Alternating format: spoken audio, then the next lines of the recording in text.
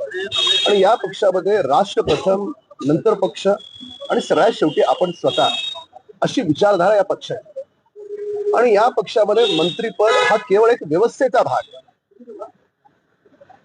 त्यामुळे मंत्रीपद कोणाला मिळालं न मिळालं तर त्याच्यामुळे नाराजी ही भारतीय जनता पार्टीमध्ये असत नाही. कारण भारतीय जनता पार्टीचं सगळ्यात महत्वाचं पद आहे कार्यकर्ता. आणि राष्ट्राला समोर ठेवून समाजाच्या शेवटच्या पायरीवर जी व्यक्ती उभी आहे त्याच्या उत्थानाचा विचार घेऊन काम करणारा हा पक्ष आहे. तर त्याच्यामुळे मंत्रीपद मिळालं काय न मिळालं काय आमच्या पक्षात कोणीही नाराज हिंदी केव्हापर्यंत वाटप होईल असं वाटते मंत्र्यांना आधी हिंदीत सुरू करतो. ठीक है, भारतीय जनता पार्टी ये दल ये राष्ट्र को प्रथम, उसके पश्चात पार्टी और अंतिमतः हम खुद इस विचारधारा को मानने वाला एक अनुशासित दल है. और यहाँ पर मंत्री पद किसे मिले न मिले इससे कोई नाराज नहीं होता, क्योंकि मंत्री पद या कोई एक व्यवस्था का पार्ट है. इसके लिए हमारे दल में बिल्कुल नाराजगी नहीं है. यहाँ पर सबसे महत्वपूर्ण पद माना जाता है कार्यकर्ता, क्योंकि वह कार्यकर्ता ये दल की रीढ़ की हड्डी है. और यहाँ पे हर नेता कितना भी बड़े मंत्री बने या और कोई बड़े ओहदे पे जाए तो वहां जाने के बाद भी उसके अंदर का कार्यकर्ता, जो कर्मठ कार्यकर्ता है, वह जीवित होता है.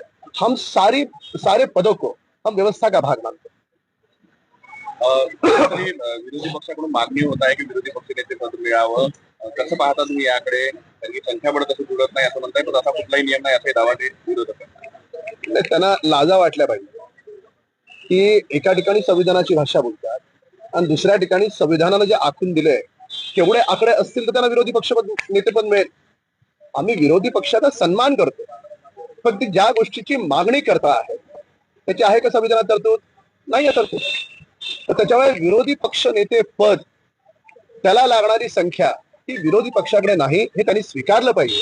आणि संविधानाचा मान राखत त्यांनीच म्हटलं पाहिजे की संविधानाचा सन्मान करा. विरोधी पक्ष नेतेपदासाठी 10% अट किंवा तो अधिकार अध्यक्षांचा असावा असा कुठलाही नियम नाही. बघा, विरोधी पक्ष नेतेपदी बसताना एक विशिष्ट संख्या महत्वाची असते. ती संख्या या तिन्ही पक्षांकडे कोणाकडे नाही. तर त्याच्यामुळे ज्या संविधानानं आखून दिलेले नियम आहे त्या नियमाप्रमाणे कामकाज चालेल.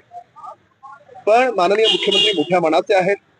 त्यांनी पहिल्याच भाषणात सांगितलं की विरोधी पक्षांच्या आम्ही सन्मान करू, त्यांची मतं विचारात घेऊ.